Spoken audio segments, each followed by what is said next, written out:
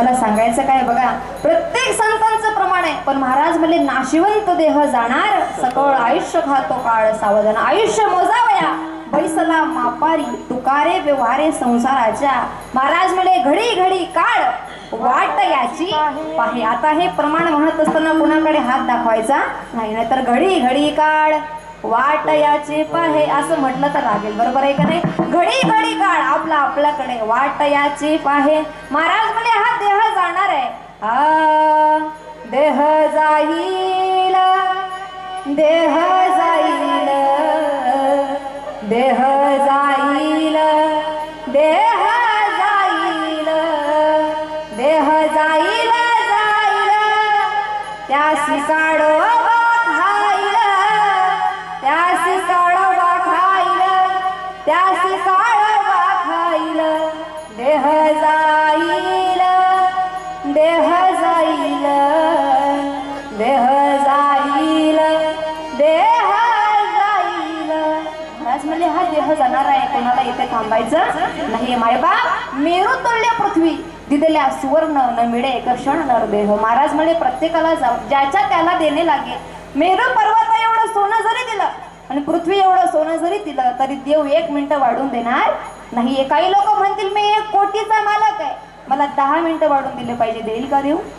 नाही देणार. मी 10 कोटीचा मालक आहे, मला 1 तास वाढून दिला पाहिजे, देईल का देव? नाही ताई, मी सांगेल तुम्हाला. अरे येताना एक वाक्य वाचलं, श्रीमंताचं घर वेगळं, गरीबाचं घर वेगळं. ऐकताय ना महिला हो तुम्ही? हा, श्रीमंताचं घर वेगळं, गरीबाचं घर वेगळं. श्रीमंताचा मोबाईल वेगळा, गरीबाचा मोबाईल वेगळा. श्रीमंताचे कपडे वेगळे, गरीबाचे कपडे वेगळे. ऐका ना, पण या जगामध्ये गरीबाची स्मशानभूमी सुद्धा तीच आहे आणि श्रीमंताची सुद्धा तीच आहे. काही फरक याच्यामध्ये नाही. महाराज ए मौत तेरे इरादे नेक है, ए मौत तेरे इरादे नेक है, क्योंकि शमशान में गरीब और अमीर का बिस्तर एक है. तिथे फरक नाही. तुम्ही श्रीमंत आहात म्हणून तुमच्या त्या प्रेत यात्रेमध्ये पैसे उधळले जातील असं नाही. हा, तुम्ही असं कधी ऐकलं का एखादा श्रीमंत माणूस मेला आणि त्याला बंगल्यात सकट जाळला? ऐकलं तुम्ही? नाही दादा. प्रत्येकाला जावं लागणार आहे, गरीब असू द्या श्रीमंत असू द्या. आणि जेव्हा जेव्हा माणसाला मरणाची भीती वाटते ना, तेव्हा तेव्हा माणूस याचे त्याचे पाय धरतो. बघा, या जगाच्या पाठीवर भीती नाही असं माणूस नाही, प्रत्येकाला भीती आहे, कोणत्या ना कोणत्या गोष्टीची भीती आहे. बघा, एक विनोद सुचला मला, थोडा 4G आहे, कळलं तर बघा. एक व्यक्ती बंदूक घेऊन शिकाराला निघाला. बर का रानमाडीचा, बंदूक घेऊन शिकाराला निघाला. बायको म्हणे कुठे चालले? तो म्हण शिकार करायला. म्हणे कोणाची? म्हणे वाघाची. आता बायकोन थोडं पाहिलं, ती किचन मध्ये निघून गेली. सगळं काम उरकून बाहेर आली. हा तिथं उभा होता. म्हणे का हो, तुम्ही शिकार करायला जाणार होते ना? मग जाणार आहे ना म्हणे. माझून तर इथेच उभे. तो म्हण दारात कुत्र उभे. मला भीती आहे ना प्रत्येकाला, भीती नाही असा माणूस नाही. दादा, सरपंच झाला गावावर विजय मिळवता येईल, आमदार झाला तालुक्यावर विजय मिळवता येईल, खासदार झालात जिल्ह्यावर विजय मिळवता येईल, अरे मुख्यमंत्री झालात महाराष्ट्रावर विजय मिळवता येईल, प्रधानमंत्री झालात देशावर विजय मिळवता येईल. पण प्रधानमंत्र्याला सुद्धा बांगलादेश सोडून भारतात यावं लागलं. कशाची भीती आहे? मरणाची भीती. बरोबर आहे का नाही? मरणाची भीती नाही असं माणूस नाही, प्रत्येकाला भीती हो. आणि जेव्हा जेव्हा माणसाला मरणाची भीती वाटू लागते तेव्हा तेव्हा माणूस याचे त्याचे पाय धरतं. बघा, सुरुवातीला पाय धरतं घरच्यांचे, मला दवाखान्यात ने रे, बरोबर आहे का नाही? नंतर पाय धरतं डॉक्टरचे, डॉक्टर साहेब किती पण पैसे लागू द्या, माझा जीव वाचवा, मी भरपूर योजना खाल्ल्या आहेत. कळत आहे तुम्हाला? किती पण पैसे लागू द्या, माझा जीव वाचवा. डॉक्टर साहेब सांगतात हे आमच्या हातात नाही, तुम्ही जगावं का मरावं हे आमच्या हातात नाही, प्रयत्न करणं आमच्या हातात आहे. ताई, मग घरच्यांकडून जमलं नाही, डॉक्टर कडून जमलं नाही, मग आपण एखाद्या बाबाचे पाय धरतो, बाबा मेरा कल्याण करो. बाबा सांगतात मेरीच भिवंडी हो गई, त्याला कल्याण का हासे करू? का नाही? अरे मृत्यूची भीती याचे त्याचे पाय धरून घालवता येणार नाही. मग ताई काय करावं लागेल? सोपं उदाहरण सांगेल तुम्हाला. ताई समजा आपले परमेश्वर दादा इथं आहेत. परमेश्वर दादांच्या बंगल्यावर तुम्ही गेले आणि बंगल्यावर गेल्याच्या नंतर त्यांच्याकडे एक कुत्रा पाळलेला असेल बघा. हा, तो कुत्रा कोणीही येणारा जरा व्यक्ती असेल की त्याला गेट मध्ये येऊ दे नाही. समजा तुम्ही गेट जवळ उभे आणि तुम्ही गेट उघडण्याचा प्रयत्न केला, ते कुत्रा अंगावर धावतो बघा, बरोबर आहे का नाही? हा, मग आता ध्यान देऊन ऐका. हा, ते कुत्रा अंगावर धावत असेल तर आपण त्याला दगड मारायचा का? बोला बोला बोला. दगड मारायचा का? नाही. हाड म्हणायचं का? नाही. हाड मानलं तर जास्त धावेल आणि दगड मारला तर चावा घेईल. मग काय करायचं महाराज? हाडही म्हणायचं नाही आणि दगडही मारायचं नाही. मग काय करायचं? महाराज म्हणले त्याच्या मालकाला आवाज द्यायचा. ओ परमेश्वर दादा, या तुमच्या टॉमीला आवरा. काहीतरी नाव असेल ना त्याचं. या तुमच्या टॉमीला आवरा. मग ते परमेश्वर दादा सांगतात, ऐक टॉमी, चल ये इकडं. महाराज आहेत ते, दादा आहेत ते, आपल्या ओळखीचे आहेत असं म्हटल्यावर ते कुत्र पायाजवळ येतं बघा. हा, आणि मग ते परमेश्वर दादा सांगतात, ओ दादा या आता आतमध्ये. व्यवस्थित आहे का? हा, आपण गेट जवळ असतो, कुत्र मालकाच्या पायाजवळ असतं आणि मग ते दादा सांगतात, ओ दादा या आता आतमध्ये. आपण म्हणतो ते कुत्र, आपण काय म्हणतो? ते कुत्र. त्यावेळेस परमेश्वर दादा उत्तर देतात, ते कुत्र आता तुम्हाला काही करणार नाही, कारण त्याचा मालक इथं उभा आहे. त्याच प्रकारे महाराज म्हणले, जो कामाला आहे त्याच्या नांदी लागू नका. जेव्हा जेव्हा काळाची भीती वाटेल, मारा हा का देव भय अट्टहासे, जब काळ असे दुरी ठेला. जेव्हा जेव्हा काळाची भीती वाटेल ना, कुत्र्याला हाड म्हणू नका, दगड मारू नका, त्याच्या मालकाला आवाज द्या. तसं काळाची भीती वाटत असेल तर काळाच्या नांदी लागू नका, त्याच्या मालकाच्या नावाने टाहो फोडा, त्याच्या नावाचे पोवाडे गा अभंगाच्या पहिल्या. ज्याचे गरजाती पवाडे, ज्याचे गरजाती पवाडे, ज्याचे पाहिजे. महाराज म्हणले, कुत्र्याला हाड म्हणू नका, त्याला दगड मारू नका, त्याच्या मालकाच्या नावाने आवाज द्या. तसं काळाची भीती वाटत असेल ना तर त्या काळाच्या नांदी लागू नका, भगवंताच्या नावाचे पोवाडे गा. ज्याचे गरजता पवाडे, कडी काळ पाया पडे, त्याच्या नावाचे पोवाडे गाताई. गरजने म्हणजे काय हो? गरजने म्हणजे उंच स्वरात गाणे. कळता येईल तुम्हाला? हा, उंच स्वरात गाणे, उंच आवाजात गाणे. माया हो बोलत चला. आभाळ काय करतं? गरजतं. बरोबर आहे का नाही ताई? आणि ज्यांचा उंच आवाज असतो ना ती लवकर फेमस होतात. हरिभक्त पारायण आमच्या रुपाली ताई, बरोबर आहे का नाही? उंच आवाज आहे, आवडतात प्रत्येकाला त्यांचा आवाज आवडतो. मला सांगायचंय तुम्हाला, ज्याचे गरजता पवाडे. गरजने म्हणजे उंच स्वरात, आणि पवाडे म्हणजे काय? पवाडे म्हणजे कथा, पोवाडे म्हणजे चरित्र, पोवाडे म्हणजे नामस्मरण, पोवाडे म्हणजे भजन. ज्याचे गरजता पवाडे, गायीन लीळा चरित्र पवाडे. महाराज म्हणले, आमचा दिवस रात्र एकच धंदा. कोणता? दिनरजनी हाची धंदा, गोविंदाचे पवाडे. आमचा एकच धंदा आहे. कोणता? भगवंताचं नामचिंतन. मग दादा, आपण परमार्थ करत असतो, रोज भगवंताची सेवा करतो बरं का. आयोजक नियोजक मंडळी, सप्ताहाचे आयोजक नियोजक मंडळी व्यवस्थित ऐका. आपण रोज भगवंताचं चिंतन करत असतो, खंडोबाचं दर्शन घेत असतो. मग लोक म्हणतात, याला काही दुसरा धंदा वाईट वाटून घ्यायचं नाही दादा. हो, महाराज म्हणले, हा धंदाच आहे. तुकयाने केला धंदा, आम्हा फार नफा झाला. आम्हाला काही कमी नफा झालाय? नाही महाराज, मला सांगायचं तुम्हाला. म्हणत असेल एखादा, लक्ष द्यायचं नाही दादा. प्रत्येक व्यक्ती चांगल्या भाषेत म्हणेल हे नाही. हा, कुणाचं टोचून बोलणं असतं, कुणाचं चांगलं बोलणं असतं. आता आम्ही कीर्तनाला निघालो की आम्हाला भरपूर लोक म्हणतात, ताई कुठं द्यायचा चपका म्हणतात लोक. तेव्हा नाही, चपका नाही, कीर्तन आहे. बरोबर आहे का? लोक काय म्हणतील याचा भरोसा नाही. तुम्हाला कैसा गोपाळ पाय हरी. महाराज म्हणले, जर कोणी म्हणत असेल ना, लक्ष द्यायचं नाही, आपलं काम करायचं दादा. लोक केव्हा काय म्हणतील याचा भरोसा नाही. तुम्हाला हायवे जवळ आहे का नाही? जवळ आहे हायवे. हायवेला एखाद्याची गाडी बंद पडली ना, लोक म्हणतात, हा करा ताई ते इठ्ठल इठ्ठल. बरोबर आहे का नाही? तिथे इठ्ठल इठ्ठल करायचं, मग इथे काय करायचं? बरोबर आहे का नाही ताई? मला सांगायचंय तुम्हाला, नवरा बायकोचं जोरदार भांडण चालू असेल तेव्हा नवरा बायकोला म्हणतो, अय बाई आवर तुझं कीर्तन. मग त्या कीर्तन म्हणावं तर याला काय म्हणा. हा, भरपूर लोक हो माय बाप काय म्हणतील याचा भरोसा नाही. त्यांना हात जोडून एकच म्हणायचं, कोणी निंदा कोणी वंदा, आमचा स्वहिताचा धंदा. कोणी म्हणत असेल ना, त्यांच्याकडे लक्ष द्यायचं नाही. अरे धंदाच ना, नामस्मरण धंदाच आहे, पण त्याच्यामध्ये आमचंही हित आहे आणि तुमचंही हित आहे. बरोबर आहे का नाही? त्यात आमचाही उद्धार आहे आणि तुमचाही उद्धार आहे. लक्ष द्यायचं नाही, भगवंताचं नामचिंतन करायचं. सांगू तुम्हाला ताई, अरे मेहनत करने वालों से गलतियां होती है, मेहनत करने वालों से गलतियां होती है, निकम्मों की जिंदगी गलतियां खोजने में बीत जाती. बरोबर आहे का नाही? जे कष्ट करतात त्यांच्याकडून चुका होतात. नाही बाप, एवढा मोठा सप्ताह केला, प्रत्येकाला चांगलं वाटेल का?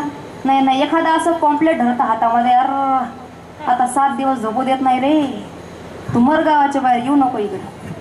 चांगलं वाटत नाही दादा प्रत्येकाला. काही काही लोक म्हणतात, महाराज हा नको पाहिजे होता, गायक त्यो नको पाहिजे होता, वादक त्यो नको पाहिजे होता, साऊंड इकडे पाहिजे होता, भोंग्या तिकडे पाहिजे होता. तो भोंग्या घेऊनच घरी जाय, येऊ नको इकडे.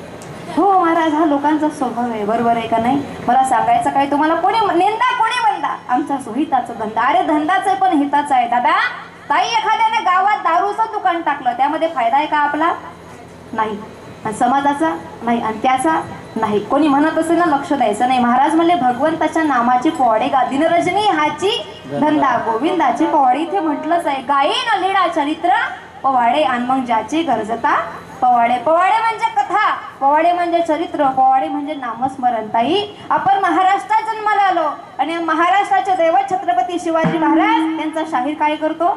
पोवाडा गातो. शाहीर हा महाराष्ट्राचा प्राण, शाहीर हा महाराष्ट्राचा प्राण, शाहीर हा महाराष्ट्राचा प्राण, शाहीर हा महाराष्ट्राचा शिवप्रभूचे गात गुणगानजी, शिवप्रभूचे गात गुणगानजी, शिवप्रभूचे गात गुणगानजी, शिवप्रभूचे गात गुणगानजी. छत्रपती शिवाजी महाराजांचा अवतार शिवनेरी किल्ल्यावर झाला. अरे जन्माला आलेल्या स्वराज्याचा वाली अख्ख्या जगाला आनंद झाला.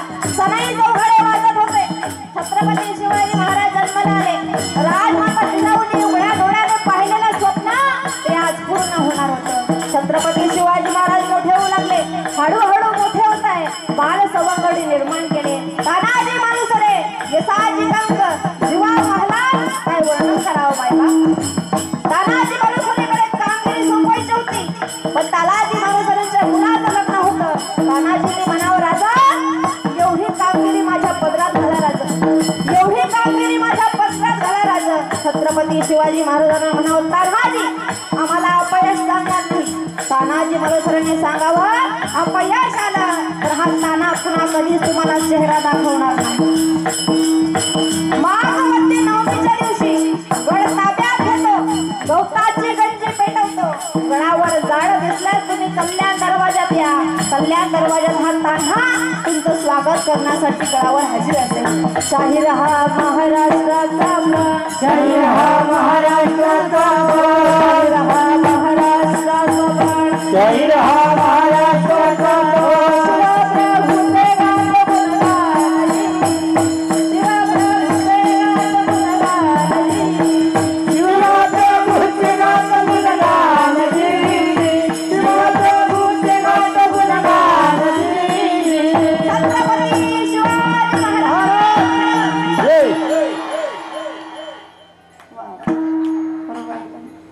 शिवाजी महाराज चरित्र मध्ये बरोबर आहे का नाही? हा. महाराज म्हणले ज्याचे गरजता पोवाडे. पोवाडे म्हणजे उंच स्वरात गाणे. छत्रपती शिवाजी महाराज यांचं चरित्र सांगायचं म्हटलं उंच स्वरामध्ये नाही तर ताई आपल्याकडे शाळेची मास्तरी पोरांना शिकवते. छत्रपती शिवाजी महाराजांना अफजल खान असा टरटरच फाडला. तो नाही फाडला असता तर परवडला असता. बरोबर आहे का नाही? ताई पोवाडा म्हणजे उंच स्वरात गाणे, भगवंताचं चिंतन करणे. ज्याचे गरजता पोवाडे, कडी काढ पाया पडे. भाषणाची भाषा वेगळी आहे, पोवाड्याची भाषा वेगळी, व्याख्यानाची भाषा वेगळी. भाषणाची भाषा सांगू तुम्हाला. अध्यक्ष महोदय, विरोधकांनी माझ्यावरचे आरोप सिद्ध करून द्यावे. माझ्यावरचे आरोप सिद्ध करून दिल्यास राजकारणातून संन्यास घेईल अध्यक्ष महोदय. वाज वाटते भाषणाची भाषा बरोबर आहे का नाही? व्याख्यानाची भाषा वेगळी, चरित्राची भाषा वेगळी, पोवाड्याची भाषा वेगळी, कथेची भाषा वेगळी, प्रत्येकाची भाषा पाठाची भाषा वेगळी. मला काय सांगायचंय? ज्याचे गरजता पोवाडे. उत्तर कडी काढ पाया पडे. काळ त्यांच्या पाया पडतो. माझा कोणाचा पाया पडला? अरे जेवढे साधू संत होऊन गेले त्यांचा हा काळ पायाच पडलाय. जगा काळ खाय आम्ही माथा दिला. महाराज म्हणले माझा तो सोहळा झाला ज्या दिवशी माझे मरण मी डोळ्याने पाहिले. आपुले मरण देखिले ना डोळा, तो झाला सोहळा अनुपमी. महाराज म्हणले काळ आमच्या पायाच पडलाय. साधू संतांच्या पाया पडला काळ. अरे काळ यांना संपवू शकला नाही. दादा 395 वर्ष झाले तरी माझ्या राजाची टिकून आहे कीर्ती. 18 पगार जाती त्या राजाची प्रेमानं करतात आरती. अरे राजांच्या पुतळ्याकडे पाहिलं तरी अंगात येते स्फूर्ती. असा राजा महाराष्ट्रात जन्माला आला. पावन झाली महाराष्ट्राची धरती. छत्रपती शिवाजी काड्यांना संपवू शकला नाही. याला म्हणतात कडे काढ पाया पडे. 395 वर्ष झाले जंजिरा नावाचा किल्ला पाण्यात आहे दादा. इंचभर सरकला नाही. एवढं कर्तृत्व माझ्या राजांचं आहे. आणि कुणाचा जन्म आम्हाला काय देऊन गेला हे सांगता येणार नाही.